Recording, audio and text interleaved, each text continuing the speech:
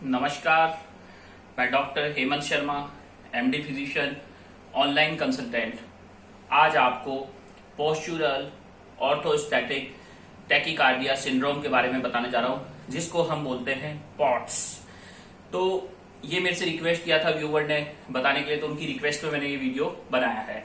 तो मैं बता देता हूं, अगर आपको भी पोस्चुरल ऑर्थोस्टैटिक टैकीकार्डिया सिंड्रोम है तो आप अपॉइंटमेंट बुक कर सकते हैं व्हाट्सएप नंबर पे। हर वीडियो में एक ही रिक्वेस्ट होता है, कृपया कॉल ना करें, डायरेक्ट व्हाट्सएप पे जाके डिटेल्स दें और अपॉइंटमेंट बुक करें।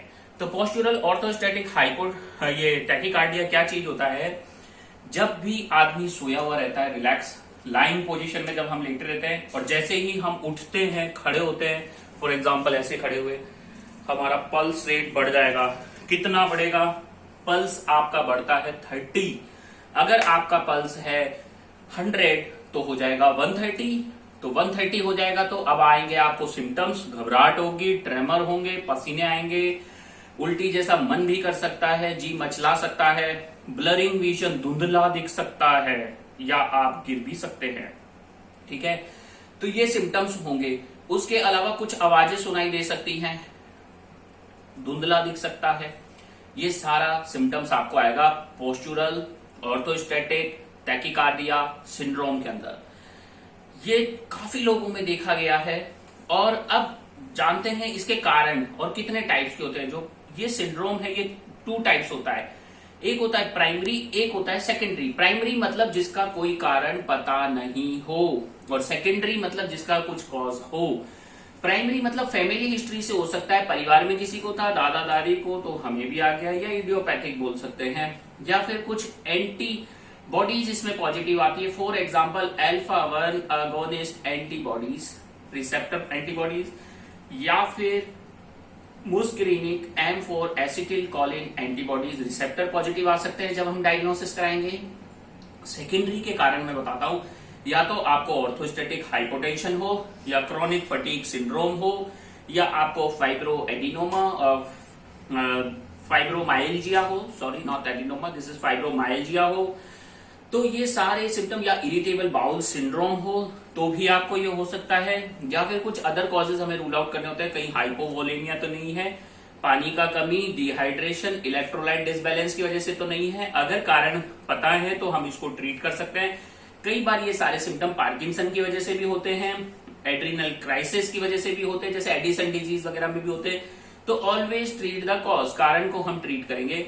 अब बात करते हैं इसका डायग्नोसिस। तो मैंने बता दिया, एंटीबॉडीज टेस्ट और क्लिनिकल टेस्ट। आप पेशेंट को लेटा के रखें, फिर उसको खड़ा कर दीजिए थोड़ी देर के लिए, 10 मिनट तक। अगर 10 मिनट में उसका टैकीकार्डिया बढ़ जाता है, दैट इज अराउंड 30, तो इसका मतलब क्या है? He is a clinical case of postural orthostatic tachycardia syndrome. ये कोई डायग्नोसिस नहीं है, ये एक सिम्टम है। इसका कारण ढूंढना पड़ेगा, कारण का ट्रीटमेंट करना पड़ेगा। ठीक है, पर प्राइमरी है तो ये डिजीज है, सेकेंडरी है तो सेकेंडरी कॉजेज हमें ट्रीट करने हैं। अब बात करते हैं इसमें डायग्नोसिस क्या करें। मैंने बता दिया, एंटीबॉडीज टेस्ट कर सकते हैं। उसके अलावा आप पेशेंट का क्लिनिकल डायग्नोसिस दे सकते हैं। उसके अलावा कॉजेज रूल आउट करें तो सीबीसी वगैरह देखना पड़ेगा, इलेक्ट्रोलाइट्स देखना पड़ेगा, किडनी फंक्शन, लीवर फंक्शन ये देखने हैं। उसके अलावा कॉर्टिसोल, सीरम कॉर्टिसोल लेवल देखना पड़ेगा, सीरम प्रोलैक्टिन लेवल देखना पड़ेगा। तो ये सारी चीजें आपको रूल आउट करनी है, उसके बाद ये डायग्नोसिस हो पाएगा। क्रॉनिक फटीग है, फाइब्रोमाइल्जिया है, इरिटेबल बाउल सिंड्रोम है, या कोई infection, viral infection, bacterial infection की वजह से है, तो वो आपको रूल आउट करना है।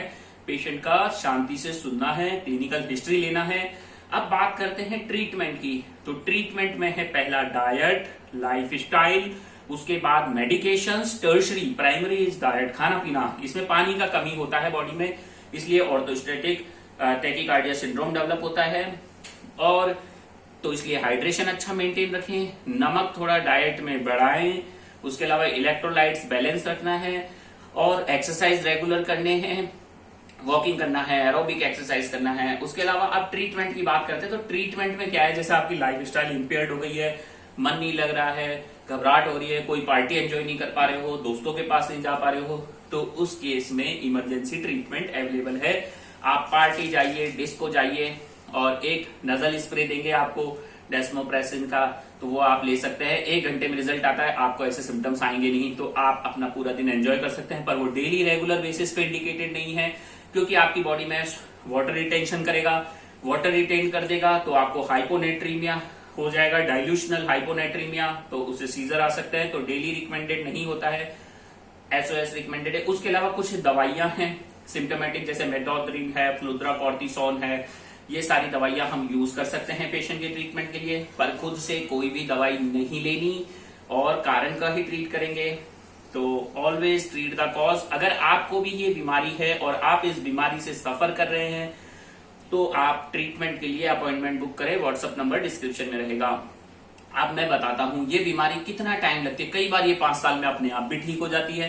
किन लोगों में होती है? ये ज्यादातर यंगस्टर्स में होती है, 14 साल से लेके 30 साल की उम्र में, 19 से 40 इयर्स की उम्र में। तो ये यंगस्टर्स को अफेक्ट करती है और इस बीमारी का बेस्ट इलाज पॉसिबल है।